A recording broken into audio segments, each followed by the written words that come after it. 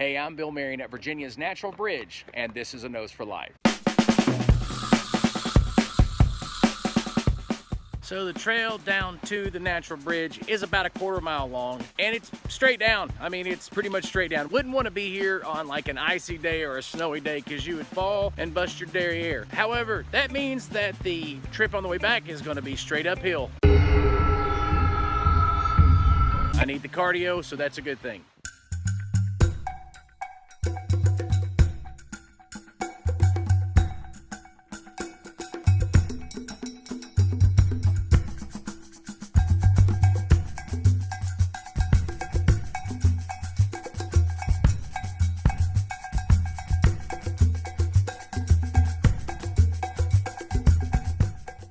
Pretty crazy. One of the things I love about the walk down here, though, not only is it beautiful even during this time of year, but you have this beautiful creek that runs along beside the trail. You know, it's unseasonably warm right now. It's February 2019. We've had a pretty harsh winter so far. It's been cold, but then all of a sudden, out of nowhere, you have this 65-degree day, and it's absolutely beautiful. So this place is getting crowded quick. This is a natural bridge too, but for squirrels, not people.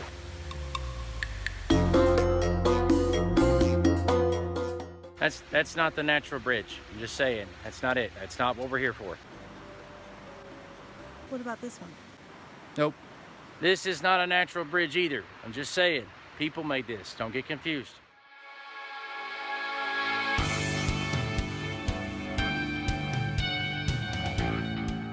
So yeah, the Monacan Indians were the first to appreciate and enjoy Virginia's Natural Bridge. Of course, it wasn't called Virginia's Natural Bridge, but they were in the region for many, many, many hundreds of years, and actually they're still around here in the state of Virginia.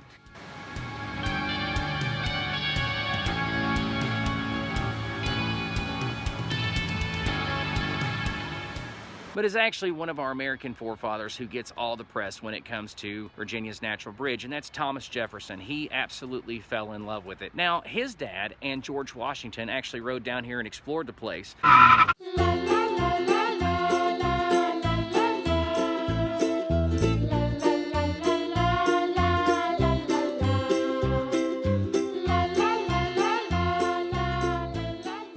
Later on, Thomas Jefferson fell so in love with this natural bridge that he bought it from King George III.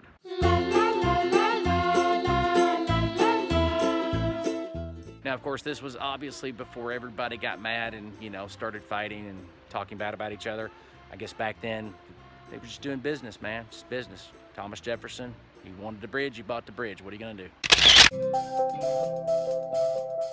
And it's a lot bigger than you realize. The more we walk, the more we realize this thing's huge. It's actually taller than Niagara Falls. It's pretty big.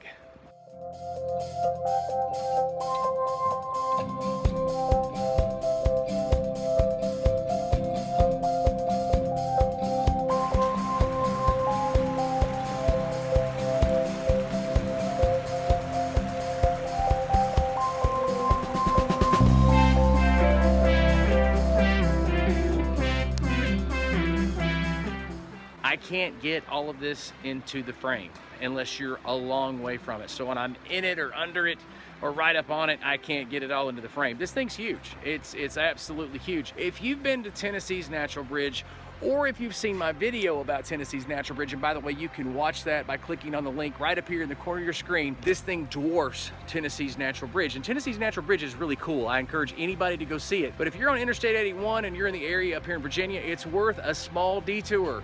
It doesn't take long at all off Interstate 81 to come by here, and it's not that expensive. It's about $8 a person, and it's worth it.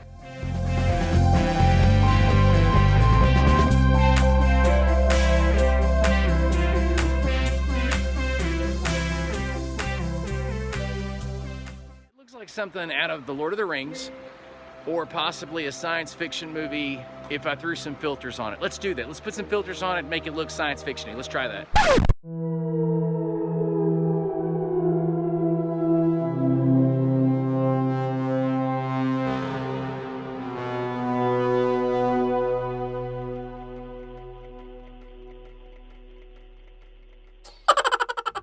Unseasonably warm up at the top of this ravine.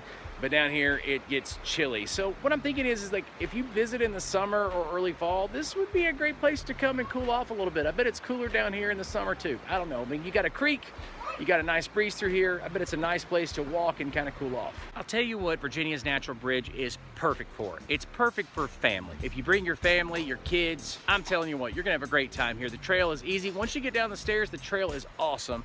And it's absolutely beautiful, and it's a great place that they can kind of get out and stretch their legs. I think you'll really enjoy it.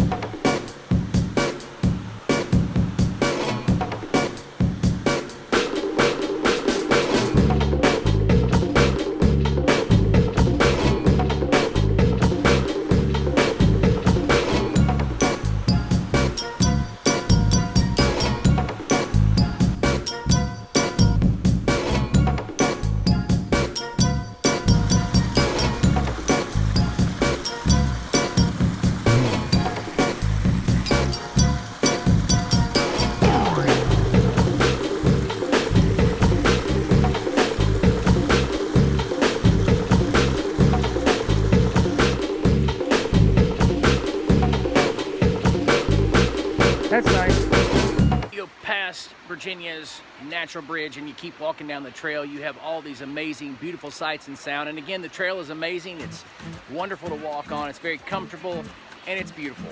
But at the end of the trail, it's these awesome waterfalls. They cascade about 50 feet. It's beautiful and it's just a joy to be here. You want to check this place out. It's worth it to come off and on all year round and check out all the seasons. It's not just being here during different times of the year or during different seasons. During different times of the day might affect what you see here at the Natural Bridge. Light is very interesting here, the way it pours through the Natural Bridge all the way through the waterfall. It's really interesting for multiple visits. So about George Washington surveying the Natural Bridge. Well, maybe. Legend has it that right behind me, George Washington may have carved his initials. I mean, there's a marker and people talk about it, but they say that it's a part of the legend and not necessarily history. And for people like me, I'm a little, well, I totally believe it. That's George Washington's initials.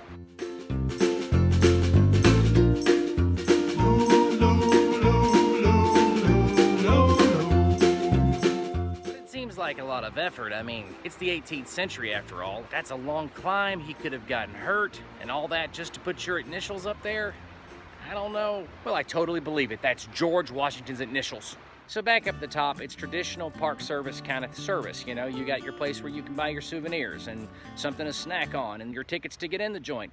It's very traditional in that sense and very friendly and nice people that'll help you. And there are facilities everywhere. In other words, there are restrooms. Now I'm on a diet, but you can buy food here as well. This time of year, the restaurant down here at the bottom is closed, but up the top, there's something open. So hey, plenty for everybody.